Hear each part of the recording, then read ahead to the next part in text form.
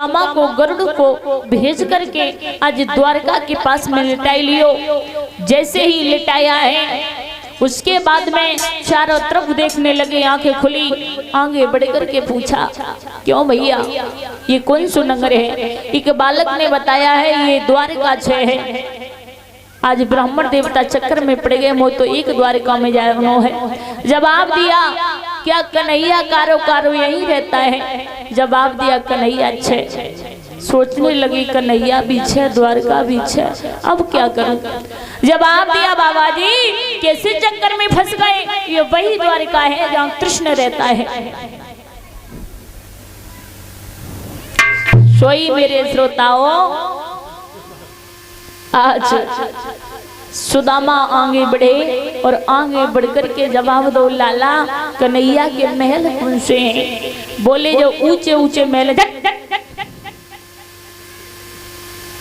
Camera अगर गिरी गो तो पता है कितना नुकसान होवेगो।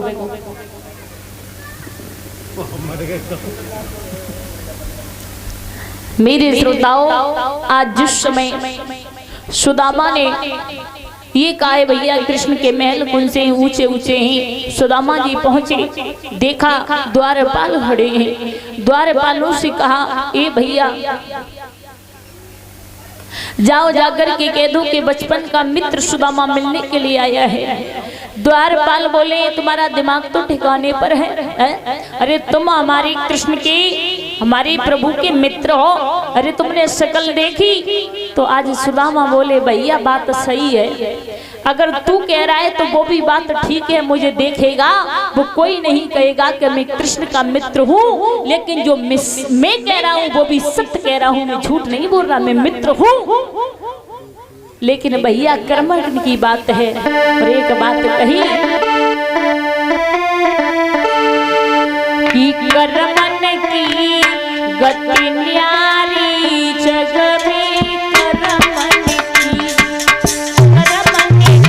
गति न्यारी जग में,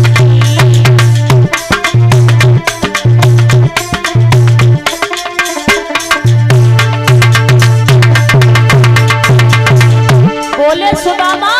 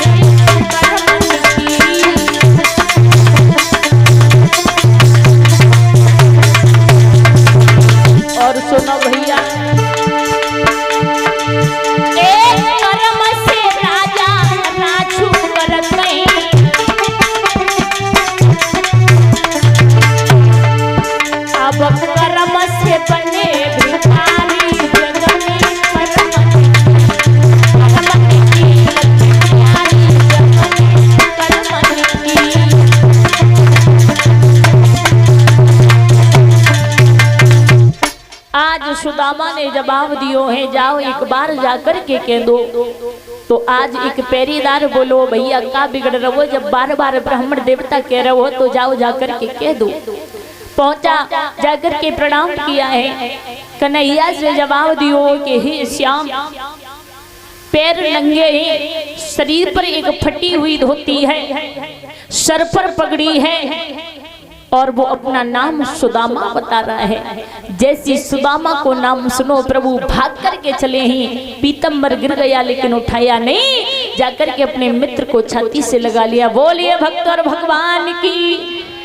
छाती से लगाने के बाद में प्रमाण ये मिलता है कि इतना रोए ठाकुर जो स्वयं अपनी अश्वों की धारा से और आज सुदामा के चरणों को धुला है। देखा है एक कांटा लगा है पैर में, रुक्मणी से कहा कि सुई लेकर के आओ। रुक्मणी सुई लेने के लिए गई, देरी हुई तो भगवान कन्हैया ने अपने दांतों से उस कांटे को खींच लिया। ध्यान रखना, आज स्नान कराए, स्नान कराने के बाद में भोजन कराए तो कन्हैया फूट फूट करके रोने लगे। जवाब दिया, भैया अगर किसी के द्वारा पत्र भेज देते तो मैं तुमसे स्वयं मिलने के लिए चला आता, लेकिन आप इतनी गरीबी आ गई लेकिन फिर भी मुझसे मिलने के लिए नहीं आए। भोजन कराए, भोजन कराने के बाद में पूछने लगे कन्हैया हंस करके, भैया भाभी ने कुछ भेंट के लिए भेजा है। सुदामा बोले, तेरी भाभी के पास मैं का रखूं जो के भेज देती। भैया सच सच बताओ, झूठ तो नहीं बोल रहे। तब तक देखा बलराम भैया चले आ रहे हैं, दोनों हाथ उठा करके राम राम का शब्द कहे हैं। बलराम भैया से जो पोटरी थी वो जमीन पर गिर पड़ी। भगवान कन्हैया ने उस पोटरी को उठा लिया और आज चावल चबने लगे। प्रभु जो भी माता बहनें चावल लेकर के आई हैं वो बारी बारी से चढ़ा सकती हैं। कि श्री कृष्ण जी के मित्र और मिलने सुदामा जी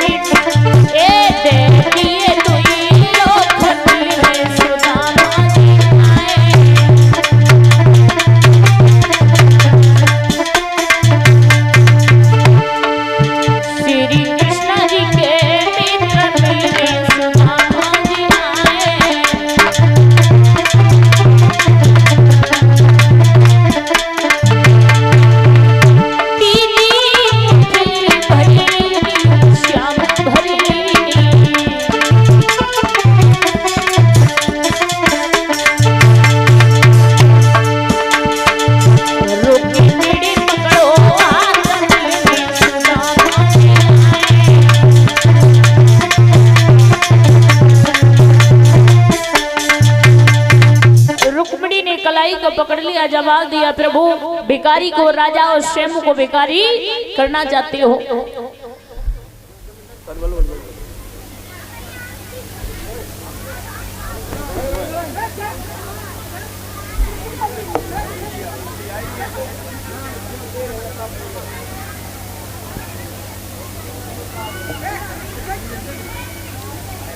मेरे भैया आज भोजन कराए, भोजन कराने के बाद में जिस समय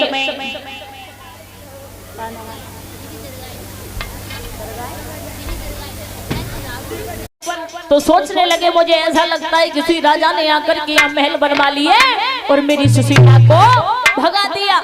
लेकिन सुशीला ने जैसी सुदामा को देखो आरती की थाली लेके आई, आरती उतारी, जवाब दिया है कन्हैया की कृपा से ये सब कुछ हुआ है।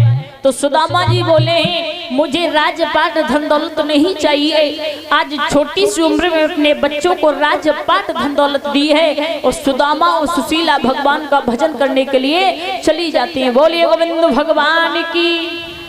अब ध्यान देना कथा की तरफ।